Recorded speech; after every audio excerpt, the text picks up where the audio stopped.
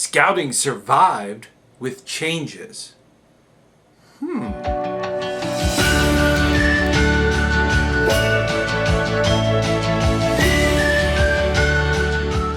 Hey, ScouterStan. Scouting survived. We're going through this pandemic, and things are tough. We realize that. But this is the beginning of season 3, and I am so glad to be back. We did some thinking over the long break, and we've decided that this would be our last season. Now, don't be upset. Okay? The original intent is that we'd record 24 episodes, post them, and then that gave us time to develop and research and actually come up with more show. That was the idea. Unfortunately, that never worked out. It's almost impossible to do all the things that we do in scouting and to also produce a weekly show like this. So we've decided to make season 3, and then after that it will just continue every single Wednesday. So we're not going to take any more breaks. We're just going to go for it until we just, I don't know, explode or go crazy. One of the two. One of those is going to happen. But, COVID-19 and all of the stuff that's been going on has kind of changed how we do scouting. Unfortunately, we went into quarantine. The world went into quarantine, and scouting found a way. We've been teaching our scouts, us adult leaders, we've been teaching them to be prepared. And that's for anything, including this. So they naturally, in the United States, we naturally went right to the internet. Whether it be all the different meeting platforms and all the different things that are out there, the youth were ready to go. They were already using it. So it was us adults, it took a little getting used to the format and where things were on the computer and how to use those things. That was a little bit of a learning curve for old dogs, okay? I'm speaking for me. So it took a little while to get that right. And anyways, we got through it, right? And honestly, I think it's a great idea. We have learned a lot of different things about disease and pathogens and stuff like this. As we get more involved in, as a more evolved as a planet, we're going to start encountering these things on a regular basis. So we need to be prepared. Maybe Baden Powell was right on that. We should put that on a pet. No, I'm kidding. I tell you what, scouting is teaching our youth good lessons, good life lessons, and we're in that process. We did a lot of really cool stuff during the pandemic, during the main lockdown. We started holding meetings like we talked about, and then they did things over in, I believe it was Africa. They even had a World Jamboree online. Awesome. I'll put a link down there so that you can check into some of the recorded stuff. It's awesome, okay, to see scouting around the world and how much we were able to handle this and jump right into this and meet it head on. That's awesome. Okay, and it speaks a lot to our leaders out there like you, doing the good work. Okay, thumbs up on that one. Scouting had an online jamboree. They did things like, they did pretty well. They did a lot of different things. They even did a camporee, I believe, the camp in, where you camped in the backyard and then you go online for the campfire and all the skits and all that fun stuff. So it was kind of fun. It is mainly because of what's going on that we had to do what we did, okay? But that being said, now that we're getting out, a lot of in the United States, and I know I have a lot of subscribers from overseas, so I always preface that. In the United States, they are slowly, each state is like its own country. So they are coming up with their own process of reopening and reintegrating safely, of course. That's something that they're doing. Each state is doing that. I live in Florida. I've said that many times. Florida has gone through several phases. They have 3 phases, and I think after the 3rd phase, that's basically the new norm. Air quotes, I hate that, but it's the new norm. That being said, we've learned a lot, and that is driving what's going on. The Scouts are going crazy. I don't know if you've done some boards of review, but they want to get back out there. They want to get on the trails. They want to do stuff. They want to go camping. It happened at a terrible time. It happened right at the fall. Excuse me, it was right at the spring, right in May. That's when everything kind of crashed and went down. And then, of course, now we're into, the summer, when we should be going to summer camp and doing things at summer camp. That didn't occur. Later, near the school year, as things get more integrated past stage 3, once that gets integrated, then we might have some of that going back to school. I don't know if scouting's going to have, scout camps are going to have enough time to do that.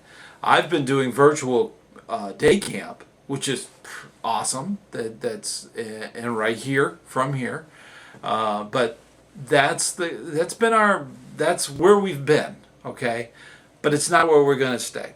So as scout leaders, we need to start contacting our charter organizations, like I said last week. Start arranging plans to start the Scouts back up.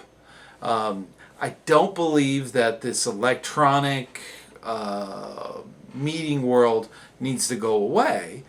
I think it can be integrated into live. And one of the big things is that we've learned, that you and I have learned as leaders, if you're not feeling well, stay home. Okay? That's plain and simple.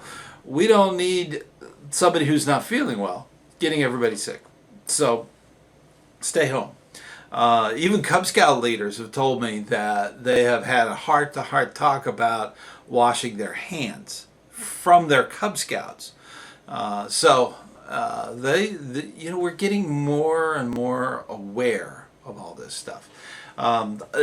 In fact, when you're not feeling well, stay home. This electronic world will definitely be there so you don't miss anything. You can go directly from your own home through the internet to the meeting without infecting anyone. And we've also learned that if you're feeling better after not feeling well, guess what? You got to still stay home, because there's a period of time where you could actually get somebody else sick. So these are things that we have learned through this process. So I believe the electronic meetings are going to continue, and they should be an option for troop meetings, for Cub Scout packs, for district and council and roundtable, and all that stuff can also keep that electronic stuff going. I'm hopeful that will continue. That way you're not pressured into going to these things, especially if you're not feeling well. You can go online and get the same information. So that being said, if you're lucky enough to get to camp, to a real camp, to actually go in a tent and a dining hall and a waterfront and stuff, if you're able to do that, there's going to be some requirements. So you're going to need, as a leader, you're going to need to really monitor your group. Okay, there's a paperwork and stuff like that. If your camp is live, they will have requirements that you're going to have to fill to go to that camp. That being said, make sure that you're in communication with them. Communications is key. We've got to keep that communication stuff going, and that's one of the big things I want to do, is keep communications going. Now, the ScouterStan, oh my gosh, I did it again. The ScouterStan thing is our community that's here for leaders. We need to communicate. I need to hear from you. I need to hear more information. As a unit commissioner, I typically go to a live meeting, and the minute I get there, the scoutmaster, assistant scoutmaster, the committee chair, somebody comes over and says, hey, what about this? What's going on with this? That's what we can do here, okay?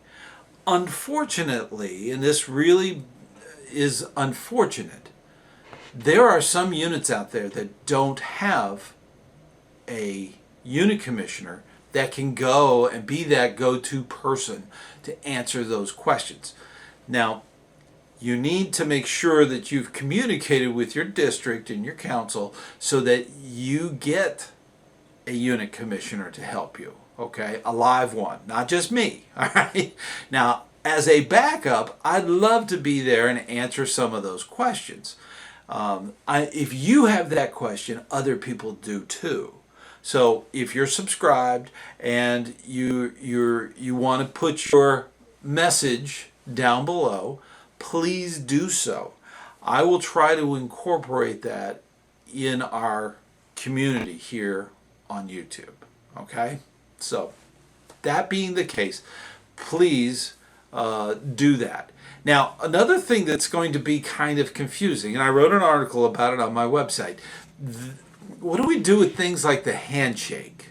We do a lot of that, especially at award ceremonies. And the thing now with this elbow bump, I don't know. It looks, if you look at it, I keep having the theme to the chicken dance go in my head with everybody. I'm not a big elbow bump person, okay? It took me, I'm old, all right? Okay. I'm not a big chicken dance guy, all right? So that being said, I'm not going to be doing elbow. And I was thinking, well, you could do fist, but then you have hand-to-hand contact. Not good. You could do a bow, maybe. And then I'm thinking, wow, that would be very strange. And right now we've got the meme of kind of doing a hello. It's not very scout-like, not very respectful. I was reviewing some old footage of Baden Powell. And from a distance, he couldn't shake everybody's hand. Okay? But he wanted to, but he couldn't do it. So what did he do?